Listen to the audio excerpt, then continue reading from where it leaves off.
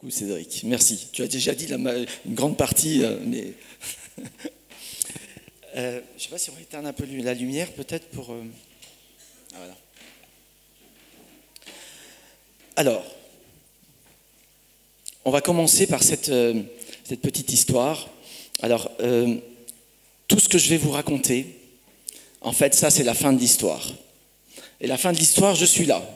Je suis dans un Cessna 172, dans les bras de ma maman, voilà, et c'est le départ de Madagascar, et ça c'est la fin de l'histoire. Et maintenant on va retourner en arrière au début de l'histoire. Et c'est vrai que souvent je parle de ma famille, de la famille de Lastel, mais mon nom de famille c'est Mayer. Ma famille de Lastel est arrivée en effet il y a 7 générations à Madagascar. Et on était plutôt dans les navires, on était charpentiers de marine, voilà, on faisait énormément de culture, on a développé de l'agriculture, on a développé de la canne à sucre et ainsi de suite. Et ça, c'est dans toutes les années 1800. Et en fait, la famille Mayer, ce sont des Mauriciens qui arrivent, voilà, et qui arrivent à Madagascar au début 1900. Ils habitaient l'île de France, certains l'île Bourbon, et ils viennent à Madagascar. Et la famille de Lastel et la famille Mayer se sont d'ailleurs mariés à plusieurs reprises. Et donc un de mes grands-pères a épousé une de Lastel, et j'ai donc le nom Mayer. Et c'est le nom Mayer qui est le plus connu dans l'aviation. Donc ça, je vais mettre là.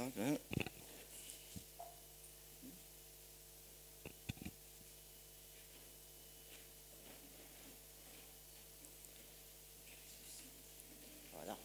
Ça c'est moi dans un Cessna, et c'est le début en fait de l'histoire. On va remonter un peu avant. Vous avez vu dans cette magnifique exposition qui a été faite, on a vraiment une histoire de l'aviation qui remonte aux premiers avions, aux premières montgolfières, aux premiers dirigeables, à toute l'histoire d'Air Madagascar. D'ailleurs, je remercie énormément le musée d'avoir trouvé toutes ces archives, et cette exposition est extraordinaire. Elle est très, très, très complète. Et en fait, moi, je vais la compléter à travers l'histoire de ma famille et à travers l'histoire des petits avions, ce qu'on appelait l'aviation générale, la petite aviation. Aujourd'hui, je ne vais pas évoquer la grande histoire d'Air Madagascar et la grande histoire du transport aérien à Madagascar. Je vais vraiment évoquer la petite aviation, celle qui a tissé énormément de liens entre les provinces de Madagascar.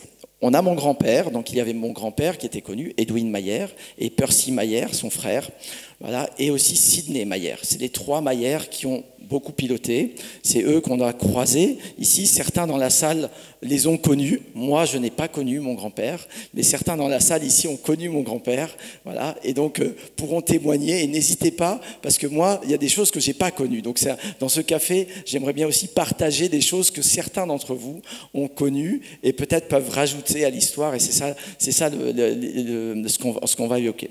Ce bout du ciel, il a été construit. Voilà mon grand-père. Vous voyez que les avions attiraient déjà beaucoup les filles. Hein. Je confirme. Et mon grand-père, donc, dans les années 30, dans les années 30, en fait, c'est très très simple. On commande une caisse en bois, c'est du contreplaqué, avec un petit moteur de 22 chevaux. On commande ça c'est mis dans un bateau. Ça arrive à Madagascar, on reçoit une caisse, comme aujourd'hui on reçoit une caisse Ikea, voilà, par Alibaba. Et en fait, à l'époque, ça marchait déjà. Et là, on a un avion. Et là, on construit un avion. On construit un avion en famille. Voilà, le pouls du ciel, Gédéon. Et puis, bien que les aéroclubs ont commencé dans les années 30, en fait, on n'avait pas besoin d'une licence de pilote. C'est-à-dire que dans la boîte, il y avait comment piloter l'avion. Assez extraordinaire, c'est-à-dire qu'on avait fini de construire cet avion, voilà, on a fait des belles photos. Donc le garage Ford, c'était parce que ma famille représentait les moteurs Ford et les camions et les voitures Ford, et donc là on va dire, on va démarrer l'avion et on va s'envoler. Et c'est ce qu'il a fait, et tout de suite on va faire des records. Et mon grand-père a fait un record d'altitude. Je ne pourrais pas vous donner l'altitude parce que j'ai cherché cette information. Voilà, mais il y a eu des records, bien évidemment, comme c'est le début de l'aviation, les records, il y en a tout le temps. On arrive tous les jours, on a un nouveau record. Celui qui a le plus petit avion, le plus grand avion, le plus haut, le plus vite, et ainsi de suite. Et il fait un record d'altitude qui est enregistré, voilà, ici à Madagascar, c'est un record d'altitude avec cet avion-là. On a parlé de l'histoire de l'aviation et de l'histoire des compagnies aériennes. Vous avez vu autour de vous, on parle de Madère, voilà, puis de Air Madagascar. Mais en fait, il y a une première compagnie qui s'est faite dans les années 30 avec Percy et Edwin Mayer. C'était Madagascar Air Service. Voilà, 1936 exactement. On a Madagascar Air Service qui se crée. Ce sont des avions à louer, des charters, comme aujourd'hui il existe, et un des avions qui était alloué ici, on a Percy, on a Edwin Mayer, on a Percy, et on a ma grand-mère qui est Marie-Hélène Mahler, pour certains qui l'ont connue. Voilà. Et donc c'était des avions à louer. Donc vraiment les premières compagnies aériennes, voilà, et ce que je voudrais rajouter un peu à l'histoire ici, c'est Madagascar Air Service. Et puis après, et ça c'est vraiment dans les années 30. Alors ce n'était pas des lignes régulières, mais on pouvait louer un avion pour pouvoir se déplacer à Madagascar. Arrivent les années 50, et c'est là que je vais vous expliquer en fait l'histoire que moi je connais, voilà, l'histoire que mes parents et que mes grands-parents m'ont expliqué sur l'aviation et sur la présence de l'aviation ici à Madagascar. En fait, on commence à industrialiser Madagascar et mes parents arrivent dans le lac Alaoch. Donc, ils vont vouloir développer toute la riziculture. Ils avaient la concession Ford, voilà, les voitures, les camions, et ils vont avoir besoin de matériel. Ils sont très proches de la famille Fraise, voilà, qui se sont rapprochés aussi de notre famille à travers certains mariages aussi dans la famille Fraise. Et donc, on va se rapprocher de la famille, on est très proches, on va dire, mais en fait, on a besoin de matériel. Il faut partir, il faut acheter du matériel. Et c'est avec la famille Fraise que ma famille va aux États-Unis acheter du matériel. Et on est vraiment au tout début de l'industrialisation, on a besoin d'industrialiser le pays, et donc on va avoir besoin de ce matériel. Mais on ne pense pas du tout encore à l'avion. L'avion, ça reste un loisir. Voilà, on a créé cette Madagascar, mais ça reste un loisir. Mais arrivé aux États-Unis, pour acheter des machines agricoles, on se dit quand même, il va falloir acheter des avions peut-être. On aura besoin d'avions pour pouvoir développer toute l'agriculture et puis les mines, se déplacer dans Madagascar, il va falloir des avions. Donc au début, quand mes parents et mes grands-parents arrivent au lac Alaoch, parce que c'est ça qui nous a déclenché en fait les besoins d'avions, c'est rempli de zouzours, on a à peu près 30 000 hectares qui ne sont pas cultivés, qui sont remplis de roseaux. Ce sont des marécages, il n'y a pas d'irrigation, il n'y a rien du tout.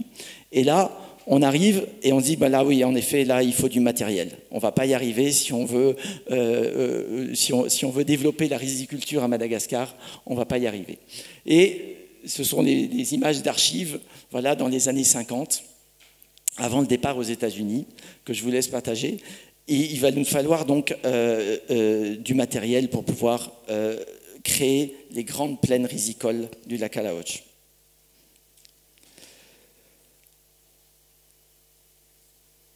Là, on peut... Non, pardon,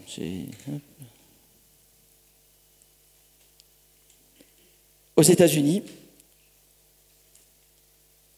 on va acheter énormément de matériel et on va industrialiser le lac Alaoch. Voilà, en 1954, 1955, on a acheté des moissonneuses-batteuses et surtout, on a acheté des avions. On a acheté des avions parce qu'en fait, il faut tellement d'hectares pour pouvoir planter le riz qu'en fait, on n'y arrive pas. Donc comment ça se passe? En fait, on a acheté des machines qui sont des machines de guerre qui produisent énormément, mais en fait, on n'arrive pas à semer le riz, tellement les plantations sont grandes et immenses autour du lac Alaoch. Et donc, du coup, à travers cette industrialisation de cette partie, parce que nous, on était basés là-bas, on va créer des pistes d'aviation et on va utiliser l'avion pour semer le riz. En fait, le riz, à l'époque, là, on est avec des Cessna 180, des Cessna 170, voilà, les premiers tricycles des années 50 en Cessna, et je vais vous montrer quelques images juste après. On va industrialiser et on va semer le riz par avion. Ça va être la première utilisation vraiment de l'avion au niveau agricole. Donc on a utilisé l'avion pour combattre les criquets, pour combattre développer le traitement par pesticides. Mais en fait, bien avant, on utilise l'avion juste pour semer le riz. Et le riz faisait des touffes comme ça. Il fallait après le repiquer. Donc en fait, on allait à la main. Et là, la plupart du temps, voilà, on avait les ethnies, Bétiléo, qui venaient et qui faisaient une caravane à pied, qui arrivait tout autour du lac Alaoch et qui repiquait le riz à la main pour après, justement, le récolter à la moissonneuse-batteuse et aller. On a développé jusqu'à 30 000 hectares de réserve. 30 000 hectares, juste pour vous dire, c'est à peu près la superficie de Nosy-Be. Voilà, c'était la superficie en riz qu'il y avait autour du lac Alaoch et autour des différentes familles qui le produisaient. Et là, on a créé en fait un réseau en fait. Voilà, là on a mon père, voilà, qui travaille sur les machines. Je n'ai pas trouvé la piste du lac Alaoch, malheureusement, une des pistes qui s'appelait Vol au vent et qui a permis de se poser dans ces pistes. Il y avait 9 pistes qui ont été mises tout autour du lac Alaoch. Ces 9 pistes, en fait, elles permettaient de lier les différentes fermes. Et en fait, on allait de ferme en ferme. Le dimanche, voilà, le dimanche midi, la réunion familiale se faisait en avion. On allait dans telle ferme, on allait dans la ferme de Vol au vent, la ferme de Jacques Galland, on allait dans ces fermes-là et on prenait l'avion et on se disait, bah, tiens, là, il y a le barbecue. Et on allait en avion, tous, c'est-à-dire que en fait, les fermes avaient des parkings avions avec chacun une piste d'aviation. C'était la base, voilà, sociale de contact de tous les planteurs autour du lac. On va donc arriver un peu plus tard, dans les années 60, avec le développement des pistes sur Madagascar. Ici, on est dans voilà, on va créer, donc fin des années 70, on a pratiquement 200 pistes, 202 pistes, j'ai répertorié, voilà, à la fin des années 70. 202 pistes, voilà. On a une carte qui est juste derrière ici, qui représentait surtout les pistes qui étaient faites par la desserte de Madère et Air Madagascar, mais en fait on avait énormément de pistes. Ici on a Rivunimam, que vous reconnaissez certainement, voilà, avec les DC3, les DC4, les super constellations, qui étaient la piste principale à l'époque dans les années 60, et qui après ont développé les pistes. Alors comment on développait les pistes? En fait, mon père, mon grand-père venait à Tamatave, à Tananarive, et disait, ben voilà, il faut que j'ai une scierie, je veux développer une mine, et j'ai besoin d'une piste d'aviation. Donc en fait, il disait, bah, écoute, il faudrait à peu près 600 mètres, 700 mètres, à peu près 20-30 mètres de large, et donne-moi à peu près l'endroit où tu veux aller, et là on y va. Et en fait, comment on développait les pistes d'aviation? Et là on est sur Fort Dauphin, hein, donc, avec un Chimpunk, donc de Havilland, un avion canadien qui servait beaucoup à l'apprentissage, hein, qui était deux places l'une derrière l'autre, et qui servait beaucoup à l'apprentissage. Et en fait, on crée une aviation. Donc mon père me disait, ben voilà, j'ai besoin d'une piste pour développer une mine de graphite, voilà, pas loin de Maël, par exemple. Et ils disent, ben ok, on va y aller. Et en fait, ils se posaient en fait directement pour créer la piste. On n'y allait pas en voiture, c'est-à-dire qu'on cherchait un endroit. On va dire, bah tiens, on part aujourd'hui et on va trouver un endroit pour créer cette piste. C'était quand même assez extraordinaire. C'est-à-dire qu'on se voit le soir, on était au caveau, on boit 2-3 coups, et on dit bah, écoute, moi demain j'aimerais bien créer une piste à cet endroit-là parce que je développe une industrie de menuiserie. Voilà, je développe une industrie agricole, et on crée la piste. Et c'est comme ça que se créent les pistes à Madagascar. Donc on a atterrissé, ici c'est sur le plateau du Temp Phuket, pareil, ici c'est mon oncle, c'est Edwin Mayer, ici c'est mon oncle qui est en photo, et donc on faisait des repérages, on passait à très basse altitude, on faisait des repérages, on essayait de trouver un endroit pour atterrir. Là, après, on refaisait la piste avec voilà, les moyens agricoles qu'il y avait sur place, avec 2 engades, 3 pelles, on faisait la piste et la piste était faite. Et une piste de plus homologuée. Et c'est comme ça que des centaines de pistes ont été créées et ont permis de lier Madagascar à travers cette industrie. Voilà, et l'aéronautique a joué un rôle prépondérant, un rôle vraiment important. Ici, ce sont par exemple des grands moulins qui en fait ont développé le maïs, ici au Temp Phuket à l'époque, et là il fallait faire une piste. Et donc on appelait mon père, on appelait mon grand-père, et on dit ben voilà, on veut faire une piste là, et ils y allaient, et une piste était créée. C'était quand même assez extraordinaire. Aujourd'hui, c'est un peu plus compliqué de créer une piste. On a quelques règles qui nous empêchent voilà, d'être aussi libres. Mais c'était ça la liberté de l'avion, la liberté de ces avions. On utilisait. Les aéroclubs se sont développés. Tous ces aéroclubs ont créé aussi des nouvelles pistes. Et quand on crée une nouvelle piste, on avait ce qu'on appelle les relais aériens. Les relais aériens, c'était obligatoire. C'est-à-dire qu'on ne pouvait pas créer une piste sans faire un relais aérien. C'était une petite règle qui était instaurée dans l'aviation. Et c'était un petit baraquement, des lits picots, un frigidaire à pétrole, qui était là et qui était mis à disposition des pilotes.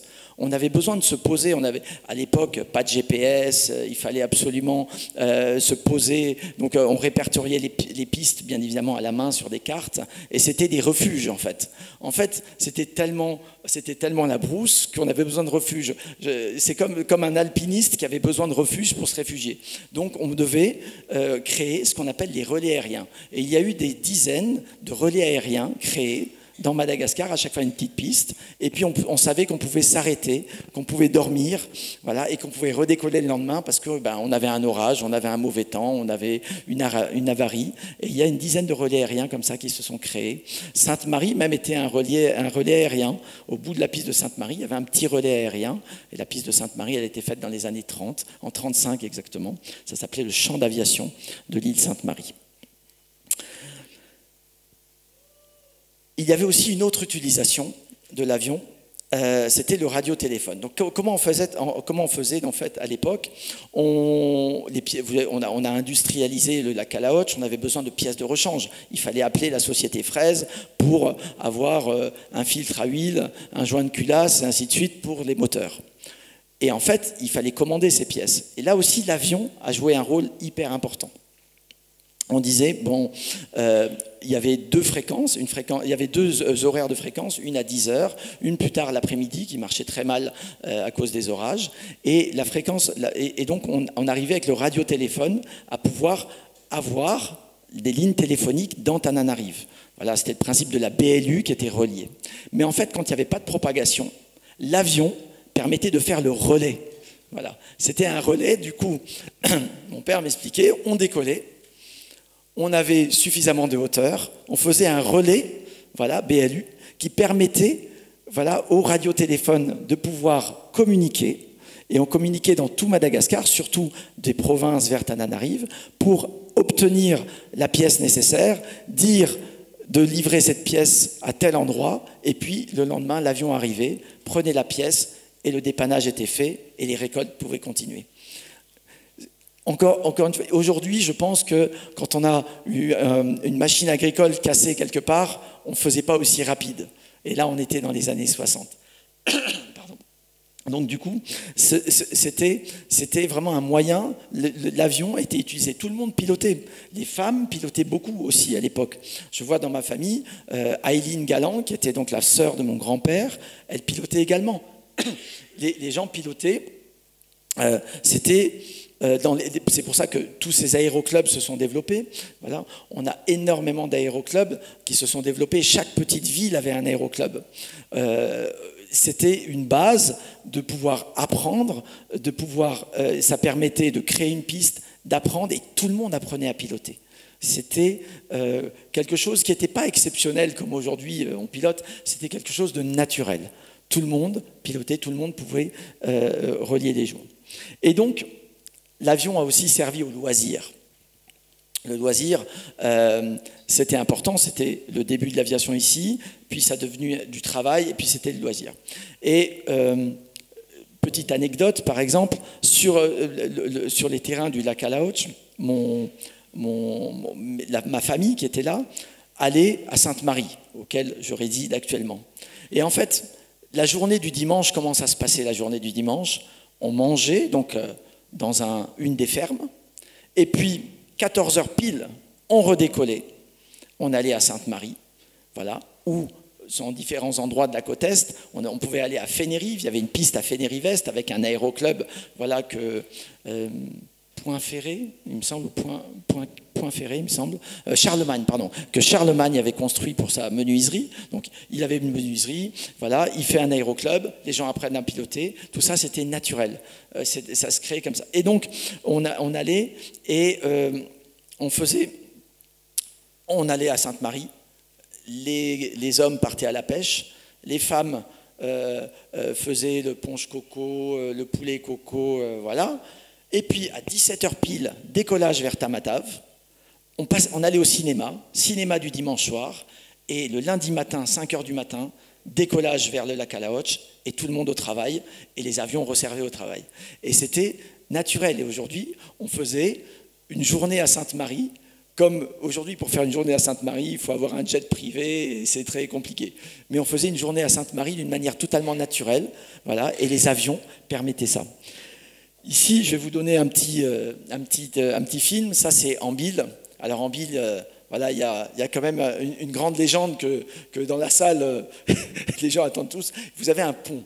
Il y a un pont à Ambil, voilà, auquel la voie ferrée passait sur ce pont. Et donc, en fait, la légende dit que mon père est passé en avion sous ce pont. Alors, on n'a pas la preuve. On n'a pas la preuve, mais on a presque la preuve.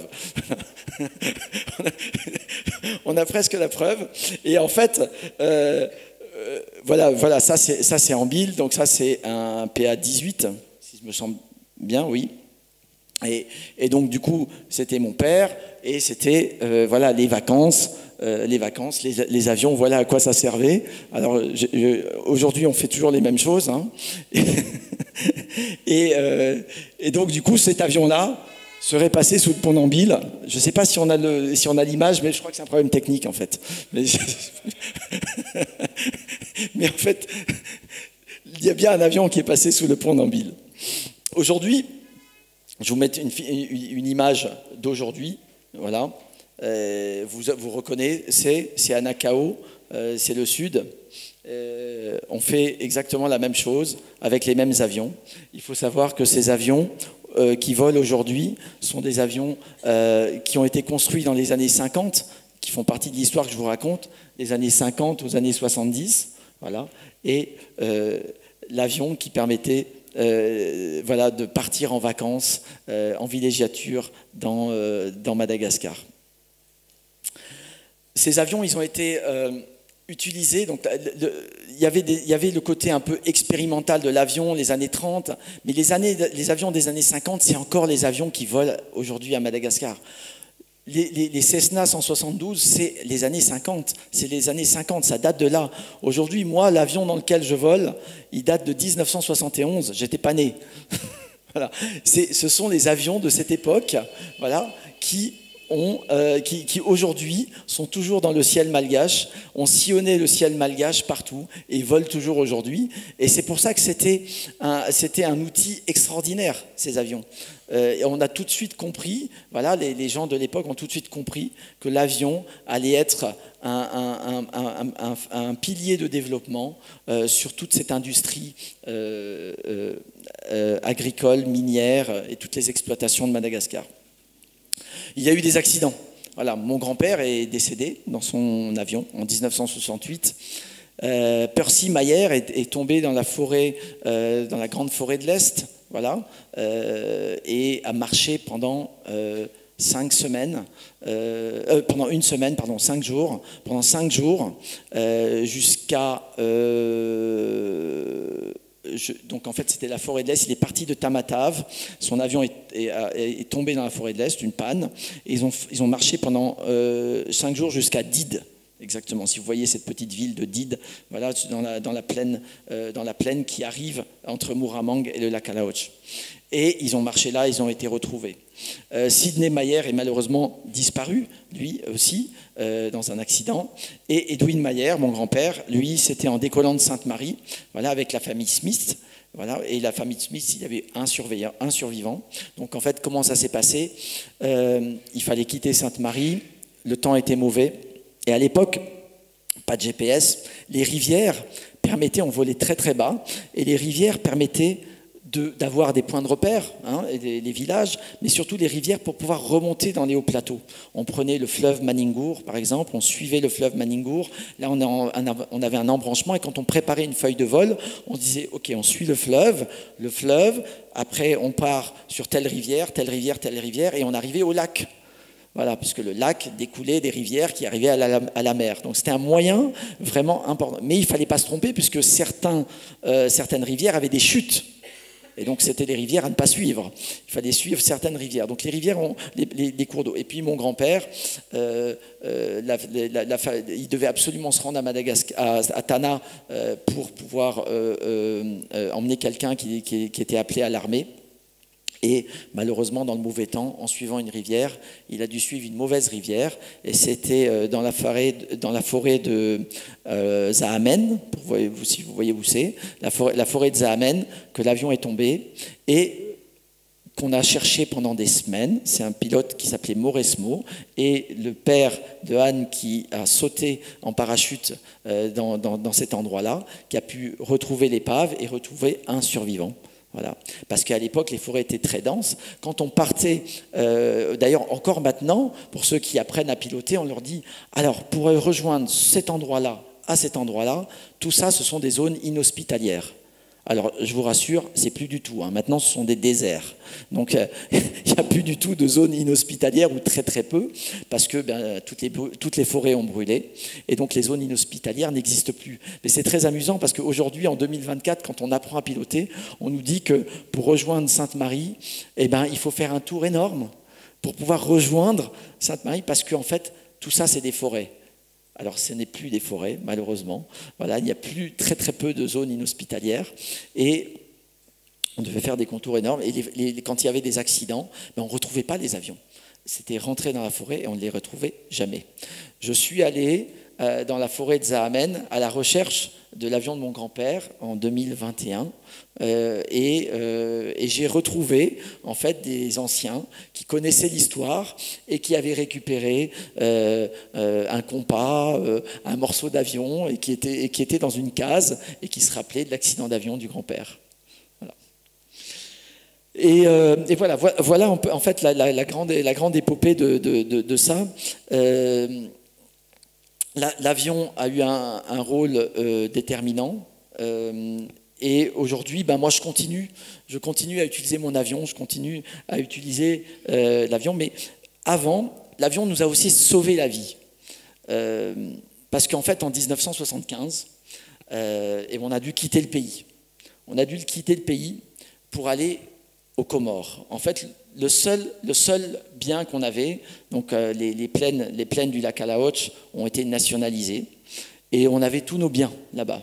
Toute notre famille avait nos biens et on nous a dit qu'il fallait partir, qu'on n'avait plus rien. On a été nationalisés Et on avait un seul bien, notre petit avion. Et mon père, ma mère et les 3 frères, on a pris cet avion et on est allé aux Comores. Voilà, c'était en février 75. On est allé aux Comores, on a vendu cet avion. Le prix de l'avion qu'on a récupéré a permis de refaire vivre la famille. On a perdu absolument tout. Et on a vendu cet avion. Et cet avion nous a permis d'aller au Zaïre. Et on a vécu au Zaïre. Et c'est là, au Zaïre, que moi j'ai connu l'aviation. Parce qu'en fait, j'étais trop petit et je suis parti à cette époque-là. Mon père a racheté un avion. Il était au Zaïre, il a protégé tous les parcs nationaux et j'étais sur ses genoux et j'ai piloté son avion voilà, pendant 18 ans autour des parcs nationaux du Zaïre à l'époque. Et donc après, moi je suis parti en Europe, j'ai fait mes études. Je suis parti à l'armée française, j'ai appris à piloter grâce à l'armée française et quand je suis revenu ici, directement, j'ai acheté un avion pour revivre tout ce qu'avait vécu en fait ma famille ici. J'ai acheté un avion qui date exactement de la période auquel on a quitté Madagascar. Voilà, c'est un Cessna 206, voilà, qui est devenu célèbre, voilà, India Papa. Et cet avion aujourd'hui, je continue à faire plein de pistes de brousse. Je continue à alerter quand il y a des grands feux de forêt. Je continue à aller sauver des mammifères marins ou des baleines pour aller, voilà, quand il y a des échouages. Je continue à transporter des gens qui ont besoin de se faire opérer, malades, voilà, surtout dans la côte Est. Voilà, c'est un avion qui sert énormément. Et aujourd'hui, l'avion, il continue à servir exactement de la même manière. Et je dirais que c'est un peu dommage que c'est compliqué aujourd'hui de s'en servir comme ça. Aujourd'hui, de se servir d'un avion, c'est très très compliqué. Les lois, les règles, toutes ces règles empêchent la liberté qu'on avait avant. On essaye toujours de continuer, mais c'est très compliqué. Et c'est très compliqué, alors que dans beaucoup de pays, si on voit par exemple le Kenya, l'avion taxi, ça a continué. Les pistes qui ont été créées à l'époque sont toujours là, et l'avion taxi continue à être utilisé d'un lodge à un autre, et on fait des petites pistes à droite, à gauche. Aujourd'hui, pour créer une piste d'aviation, il faut des années. Voilà, pour pouvoir homologuer une piste d'aviation et aller se poser. Certes, la sécurité est importante, mais on n'est plus dans le même schéma. C'est plus compliqué. On se pose toujours dans des pistes de brousse. Aujourd'hui, les pistes de brousse, si vous aviez vu ce reportage où je suis avec India Papa, à un moment donné, je me pose à Ambalavo. Ambalavo, alors là, on nous dit, si aujourd'hui, il y a peut-être un peu plus d'une centaine de pistes qui sont homologuées à Madagascar, un peu moins de 100, je pense, et il y a des pistes qui sont totalement désaffectées, qui sont presque dangereuses, mais qui sont toujours homologuées. Parce qu'en fait, personne n'a eu les moyens de pouvoir savoir si elle est homologuée ou pas. Et donc en Balavo, je me suis posé récemment en Balavo, il y avait ça d'herbe, des termitières partout. Je me suis posé et j'étais, comme à l'époque de mon grand-père ou de mon oncle, sur le plateau du Tampukets, voilà, parce que c'était exactement pareil. En fait, il y avait une piste, il y a un repère, mais en fait, il n'y a plus du tout de piste. Et là, j'ai dû appeler tous les villageois. C'est la photo qui est là. J'ai dû appeler tous les villageois pour pouvoir recréer la piste et pour pouvoir décoller. Voilà. Alors, il n'y avait pas de relais aérien pour m'accueillir, mais il y avait un petit village qui m'a accueilli et j'ai dormi là et j'ai pu redécoller après que la population ait refait la piste d'aviation. Alors, on vit encore des histoires comme ça qui sont extraordinaires et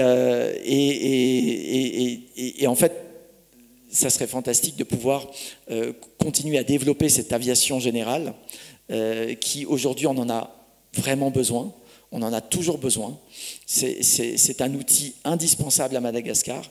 Madagascar a été un des endroits où il y a eu le plus de pistes d'aviation au monde. En Afrique, en tout cas, ça a été à un moment donné une densification. 202 pistes exactement que j'ai pu répertorier dans les années 70. C'est énorme. C'est énorme. Et ce réseau a été utilisé et a sauvé des vies, a développé une industrie. Et là, je souhaite que ça continue et que ça soit utilisé. Merci beaucoup.